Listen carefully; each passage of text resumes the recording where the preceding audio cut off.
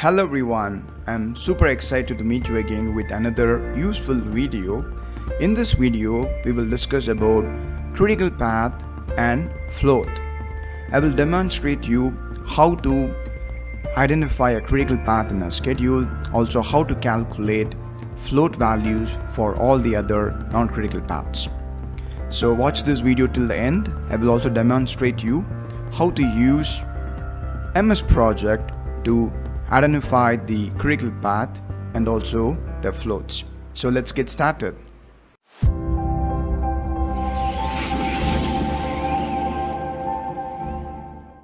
First, we'll start with understanding what is meant by a project schedule.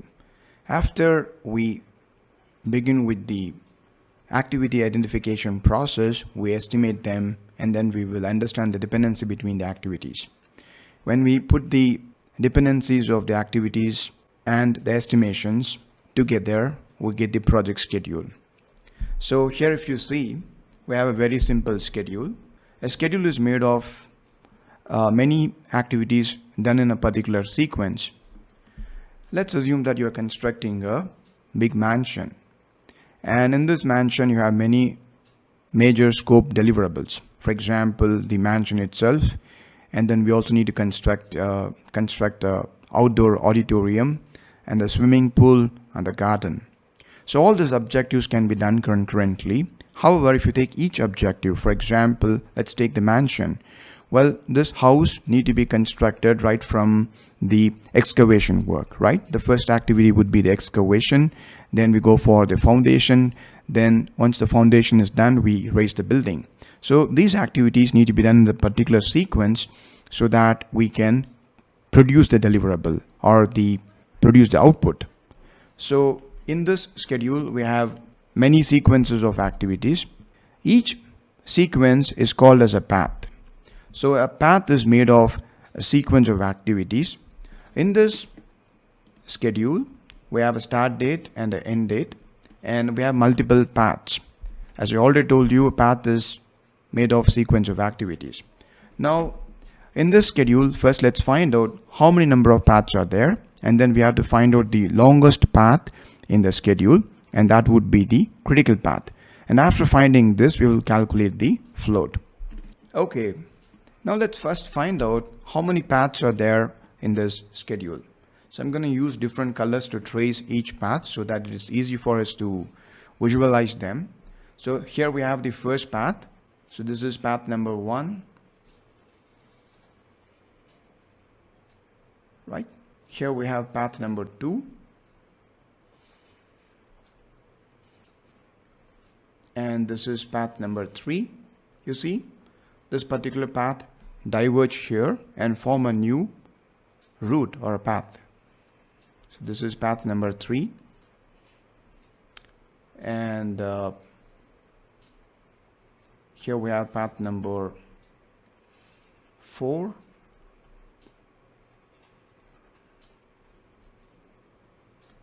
And finally, we have another path here.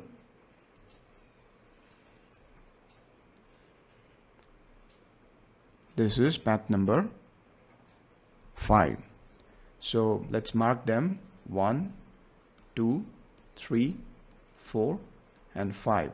So in this schedule, we have in total 5 paths. Now let's go to the Excel spreadsheet, and find out the length of each path. Let's fill up this column. Now we know that there are in total 5 paths. Let's give their numbers or names. Let's identify them as path 1, path 2, path 3, path 4, and path 5. Oops, 5. Now here let's put the duration of each path. How long is each path is in this schedule?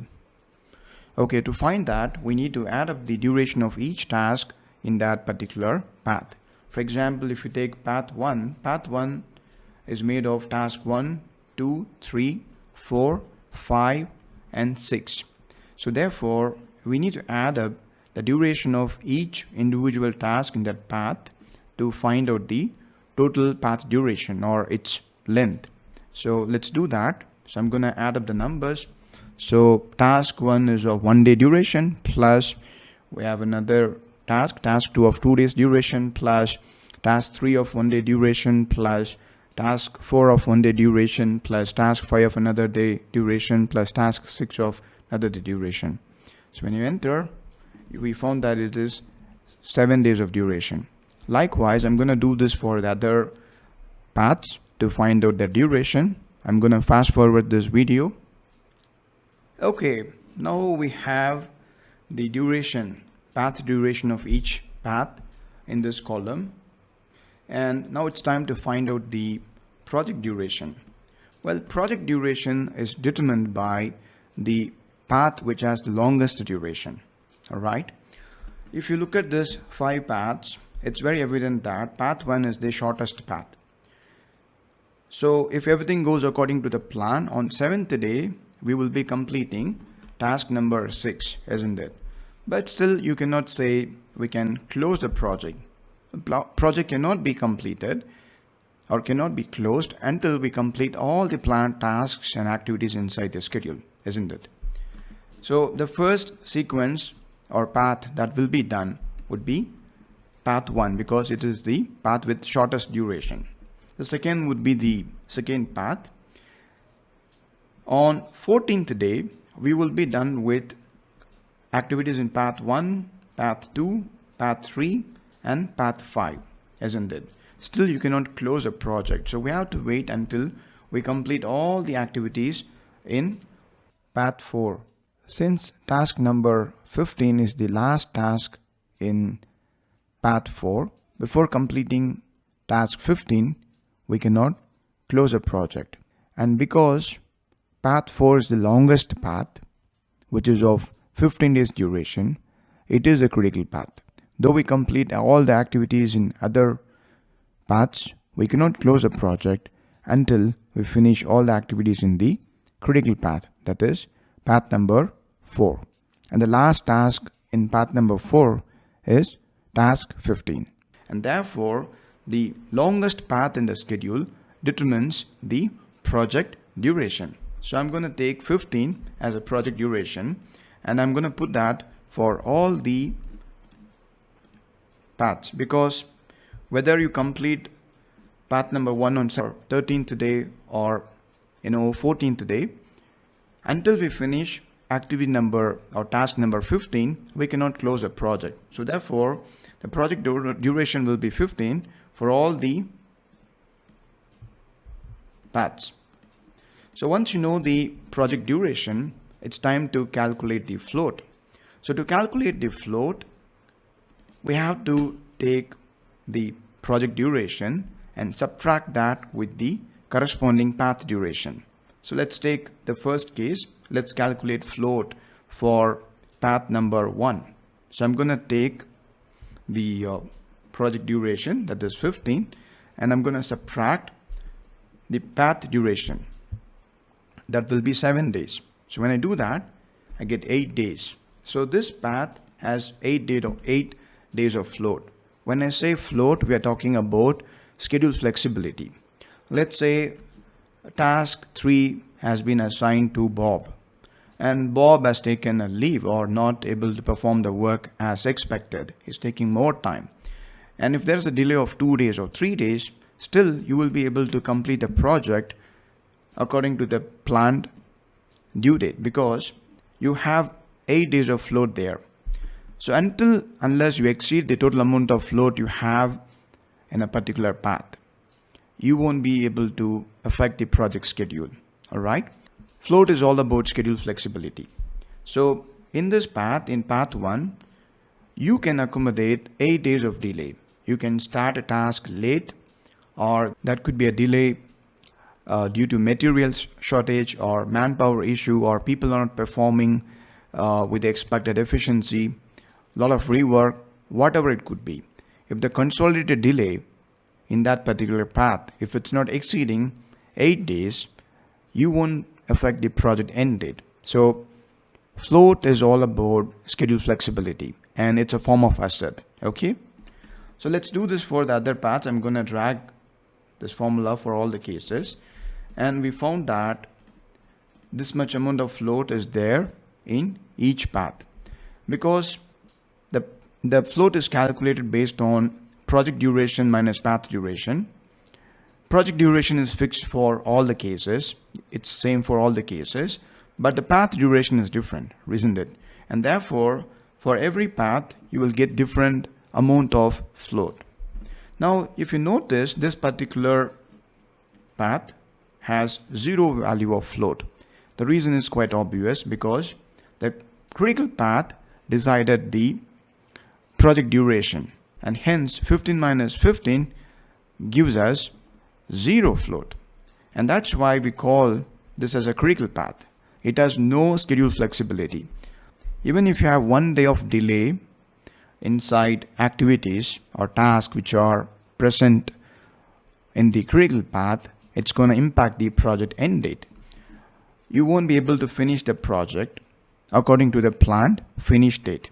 Okay, and that's why we call this as the critical path. So the summary is, the longest path in a schedule network diagram or in a schedule will be the critical path, and it will determine the project duration. It's the longest path in the project schedule, and it's the minimum amount of time. The duration of the critical path is the minimum amount of time we need to complete the project. And we know that in a critical path, we have zero amount of float. Now, I hope that you understood how to calculate float and how to identify the critical path. All other paths are called as non-critical paths. Okay. Now, we also need to know that float is also called as slack. There's another way to call float. So remember this. Now, let's make the discussion more interesting by creating an actual schedule for a sample project using MS Project, and we will identify the critical path and the float values for the non-critical paths using MS Project. So let's do it. So here I have created a sample project for a simple project called purchasing a house. Let's say you want to purchase a house and you have prepared a list of activities and estimated them. To begin with, we need to first find out what kind of house you're going to buy, and we have to determine the budget, and then we have to apply for loans. You have to do the negotiation and then pay the money, you do the registration, and then renovate the house and move in. So these are the list of activities I came up with for this sample project. So in total we have 24 tasks. Out of this 24 tasks, the first task and the final task are milestones: start of the project and finish the project. Okay, and here in this column I have estimated the duration for each task in the units of calendar weeks. Milestones will not have any duration, therefore you find 0 and 0 in these two cases for item number 1 and item number 24, and for the remaining items you can find the duration, how big each task is. So for example, task 10, searching and visiting the property, is of 8 calendar weeks duration. And then in this column I have captured the dependency, that is the predecessor. For every task there will be a predecessor, that is the task which need to be done to begin the current task. So let's take task number 9, deciding bank for mortgage on interest rate and processing fee. Well, for this task, first we need to know, to begin this task, first we need to complete this one. We have to approach various banks for mortgage and collect the data, their interest rate, how much will be the processing fee, and so on. Then we have to decide, right? So if you want to work on deciding which bank you're going to go with based on the interest rate and processing fee they offer, you must first collect the data. You have to visit various banks and have the data with you to make the decision, right? And therefore for task number 9, task number 8 is the predecessor.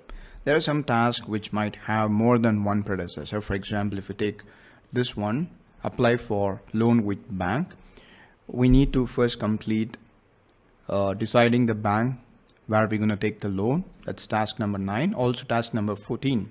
So we have to be finalize with the property, we have to check the property documents for legal clearance. Once you are done with this task, that is, you are satisfied with the documents, you found that this house is legit, you're gonna buy that property. So therefore, to apply for loan, we should have completed both task number 14 and task number 9. So these two tasks are the predecessor for task number 15. Now after forming this table, we can import this table into MS Project. Let's do that. Okay, so here I have added the tasks. I did copy paste, and here we have the duration and also the predecessor.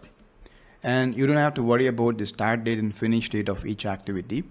MS Project will automatically do this, provided you need to keep this in auto scheduling mode. Okay, so go here and select auto scheduling. At the bottom, you have to select auto scheduling. So once it is done, you just need to feed in the predecessor details from the table, and automatically MS Project will create this Gantt chart for you. So the length of the bar indicate how big a task is. All right. For example, if you take task number 11, it's a longest task in the schedule. So it's of 8 weeks duration.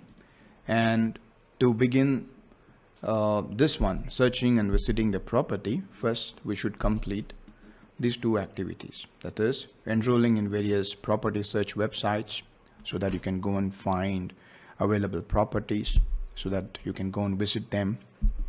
Then we also need to contact real estate agents so that they can show us new properties which we can consider buying. All right, so these two activities need to be done to begin this activity, searching and visiting the property. So that's about the dependencies. So based on this, we created this Gantt chart, and now it's time to find out the critical path. Well, in this example, we manually found the critical path, isn't it? We traced each and every path and then we found the critical path, right? But you don't have to do this with the MS Project. You can just go to this tab, Gantt chart format, and then you have to click on the critical path. So once you do that, you see MS Project will automatically show you which one is the critical path. So in this case, we have this path. This is the critical path, and there are other non-critical paths in this schedule. So I've taken snippet of this this Gantt chart. Let's trace and find out what are the different non-critical paths and critical path we have case in this project. Okay, let's trace the paths. So this is path 1. This is path 2. And this is path 3. Pretty much the same path, but here we take a different route. And this is path 4.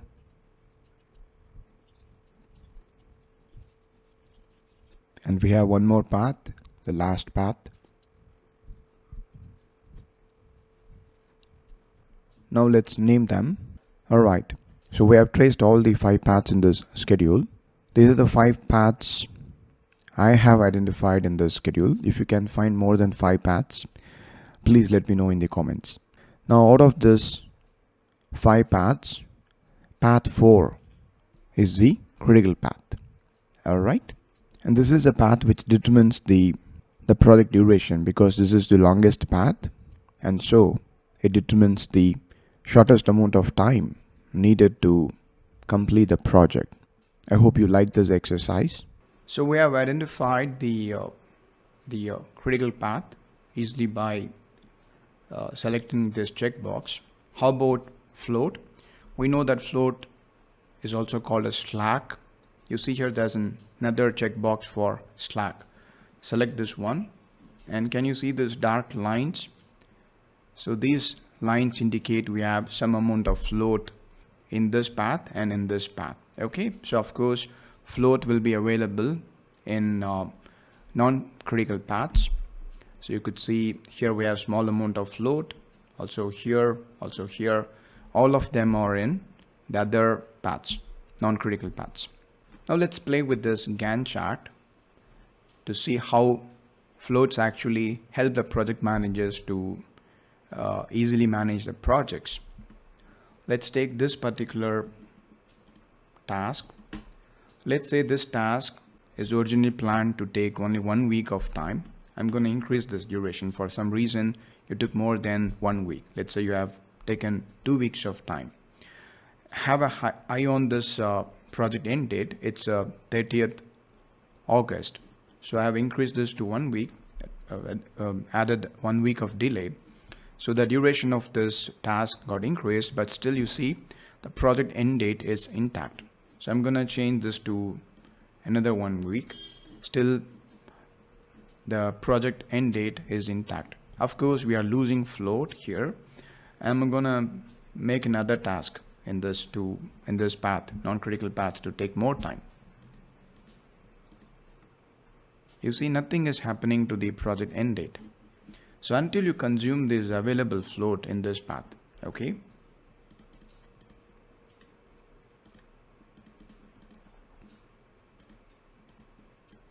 So I'm going to increase this to 1 week. Let's see what's going to happen. This will become the critical path. Okay. Now you see you have two critical paths. We had only 0.5 days of float left out in this non-critical path. Now we have consumed that as well.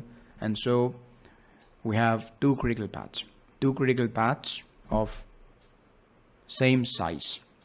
Okay. These are the two longest paths we have in the schedule, and they are of same size. I hope you like this exercise. Now I'm going to conclude this video with some important points about the critical path. The first point is critical path shall always have zero float. So keep this in mind, because critical path duration determines the project duration, and therefore they will be equal. So you get zero float in critical path. Second one, there can be more than one critical path. It's possible. It's not that common, but it's possible. You can have more than one critical path in a project, and if so, you have more work. You have to monitor all the tasks in all the critical paths to ensure we don't have any delays in performing those activities. Otherwise, they're gonna impact the project end date. Third, there can be many near critical paths. It's possible. A near critical path is a non-critical path, which has very less amount of float. So anytime they can become the critical path. Let's say you have a project, you have a non-critical path with 2 days of float, and because of some reason you consumed this 2 days of float and you created 1 more day of delay, and you have another 2 days of delay in this performing this activity. Now this non-critical path will become the critical path of the project. So now you have more work.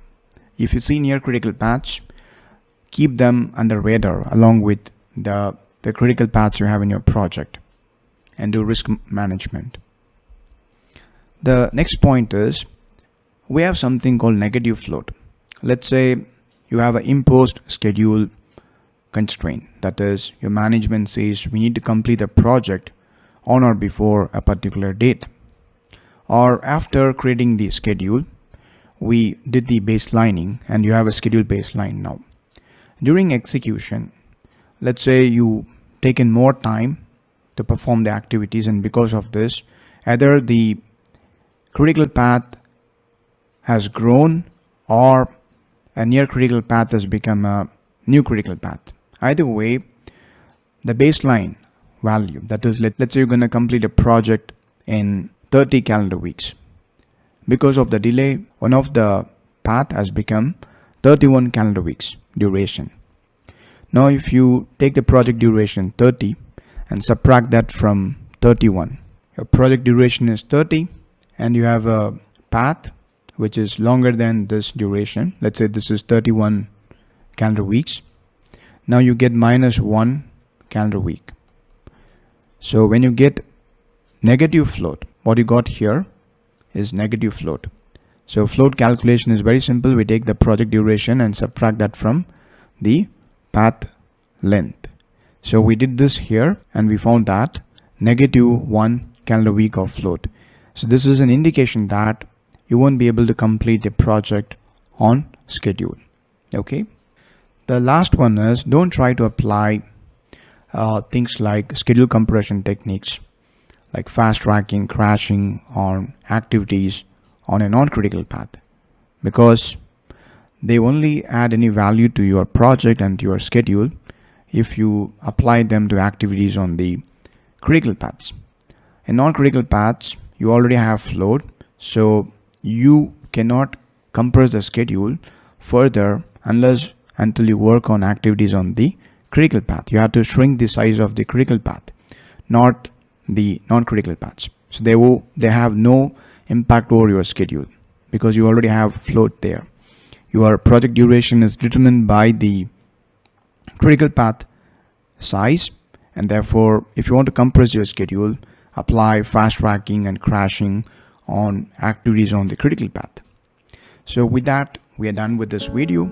I hope that you understood everything about critical path and how to find them, how to calculate float. I hope you liked this video. If so, give me a thumbs up. Also, you can subscribe to my channel. I regularly come up with a lot of informative educational videos on project management, and you can learn project management at ease if you subscribe to my channel. Also, I offer project management training for all leading project management certifications, including PMP. If you are interested to take PMP certification, you can enroll in our bootcamp and attend the first 10 hours of the training for no cost. So these are demo classes. You can join and enjoy the classes. If you find them useful, you can continue your training with us. And with that, we are done with this video. I will see you again with another interesting video. Take care.